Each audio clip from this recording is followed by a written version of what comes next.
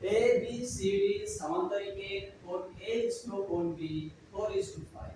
कोण A is to कोण B equal to 4:5 পहिले কোণ A ও কোণ B এর মান নির্ণয় করো। কি বলেছি একটা সামান্তরিক আছে যেটা হচ্ছে A B C D একটা সামান্তরিক যার নাম কি বলেছি A B C প্রশ্নে কি বলা হয়েছে কোণ A is to কোণ B সমান 4:5 মানে কোণ A যদি 4x হয় তাহলে কোণ B হবে 5x আমরা সামান্তরিকের ক্ষেত্রে কি জানি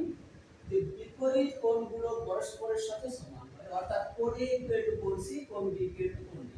কারণ বিপরীত কোণগুলো পরস্পরের সাথে সমান হয় আর পাশাপাশি দুটো কোণের যোগফল সর্বদা 180 তাহলে আমরা বলতে পারি যে 4x 5x equal to 180 degree বা 9x সমান 180 ডিগ্রি বা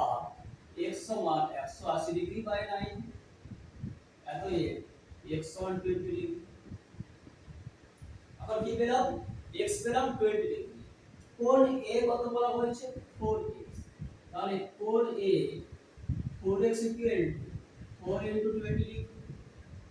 সমান 80 ডিগ্রি কোণ b বলেছে 5x তাহলে কোণ b সমান 5x সমান 5 ইনটু 20 ডিগ্রি সমান 100 ডিগ্রি তাহলে কোণ a ও কোণ b এর মান নির্ণয় করতে বলেছিল তাহলে কোণ a এর মান কত হলো 80 ডিগ্রি কোণ b এর মান কত হলো 100 ডিগ্রি